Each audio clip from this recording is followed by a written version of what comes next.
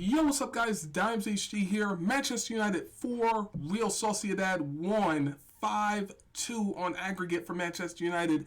And boy, this game did not go without some drama and action-packed madness. Ball starting off the scoring with a penalty in the 10th minute of play. They get a penalty call. It's a foul. Delict goes through him. He's trying to win the ball. They go to VAR. They look at it. It's given as a penalty. They scored a penalty.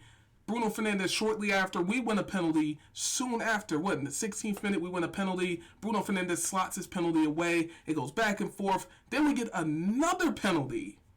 3 penalties in the same game. Bruno Fernandes scores his penalty because Bruno Fernandes gives the goalie the eyes. He just slots it the other way. And there's 3 penalties in one match. How many penalties has it been in the past few days? 3 days. In the Real Madrid game versus Atletico Madrid game, you had the Julian Alvarez controversy with the double-footed penalty. It was a penalty shootout in the Liverpool PSG game. It's penalties like crazy. It has been so many penalties in the past few. It's insane. The only open play goals coming from Bruno Fernandes to complete his hat trick, send Manchester United through 4-2 on aggregate, and then Dalot just there. Højlund does a nice Ronaldo chop, plays it back to Dalot, makes it 5-2 on aggregate. Real Sociedad are already stretched, and they're down to 10 men now. That's another controversial thing. A red card in this game as well. A bunch of red cards. Football is crazy right now. It's insane how much stuff is going on in the game of football. It is insane. I've never seen so many penalties, red cards. It is crazy right now. Now, the reason I'm bringing up the penalties is because there was 3 penalties in this game. You had the penalty shootout yesterday between Real Madrid and Atletico Madrid. Another penalty shootout the other day between Liverpool and PSG. These big games are going, it's so many penalties. And the reason I'm going to bring this up is because it goes back to this. And I looked up technology inside of soccer ball because I was listening to a video yesterday with the Julian Alvarez penalty thing because everybody's doing videos on this. And I looked it up. I just typed in technology inside of soccer ball and it says this: connected ball technology with sensors including an internal measurement unit to track the ball's movement and assist in offsides calls and VAR decisions. Key technologies: internal measurement unit. This sensor, typically a 500 hertz, tracks the ball's movement including position, speed, and spin, providing real-time data. Ultra-wideband sensor. Some balls use ultra-wideband technology for precise positional data, which is superior to GPS or Bluetooth for real-time tracking. Suspension system. A suspension system in the center of the ball stabilizes the IMU sensor. Connected ball technology. This refers to the overall system including the sensors, data transmission, and processing, which allows for real-time analysis of the ball movement. And then they explain how it works. Look at all of this shit inside of the ball. They got the semi-automated offsides.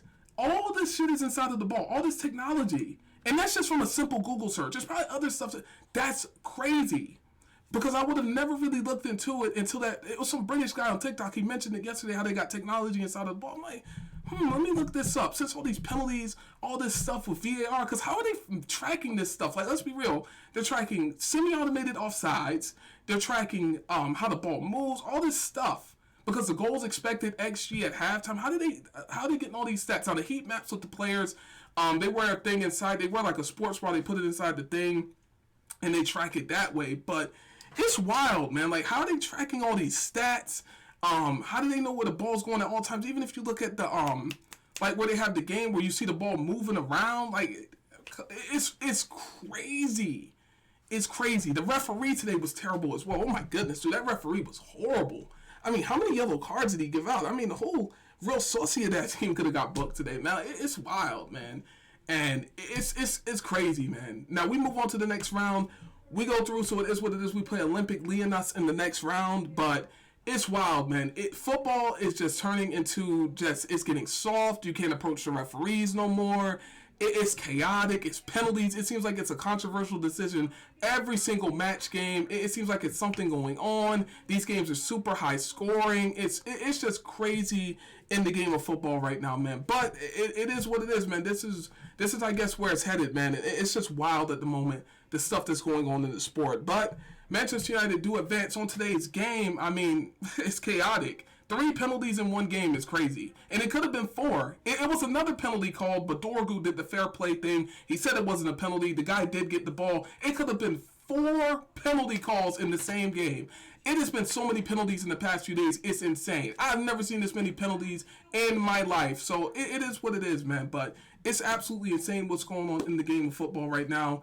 And yeah, they're considering changing the rules as well after the Julian Alvarez situation. They're actually considering changing the rule again because these rules are crazy, man. They're changing rules. They got technology inside of the ball. It took a simple Google search, and that's just the basics. I just put in a Google search. I didn't know they had all this shit inside of the ball. They got like 4 or 5 different things. That's crazy. And I don't know if it's just in certain balls. Because even thinking back when I worked at a soccer stadium or whatever, they couldn't use the game balls at halftime. They had to use their practice balls, which is interesting. They can't use those. And definitely the fans can't keep those balls either. So that's wild. It's actually wild. But in terms of the performances of the players, Bruno Fernandes is going to be taking the match ball home. He scored a hat trick. Very, very well done from Bruno Fernandes. Diogo Dalot getting on the score sheet. Garnacho with an assist. Hoyland with an assist. Everybody pretty much doing well. Shout out to Aiden Heaven. Very, very good at center back. Defense was on point today. Mazraoui played well. Dorgu was causing havoc on that side for Real Sociedad. Xerxes played very, very well, which actually ended up getting one of their players sent off. He played a very good through ball to Dorgu. The guy brings him down. It's a tactical foul. He brings him down. It's a sinister foul. If Dorgu runs through a goal, he could potentially score. And Sociedad go down to 10 men. This game was crazy as hell. But we move on to the next round. We play Olympic Lyonnais. They won 7-1. These high-scoring games, the team we're about to play just won 7-1 in the next round.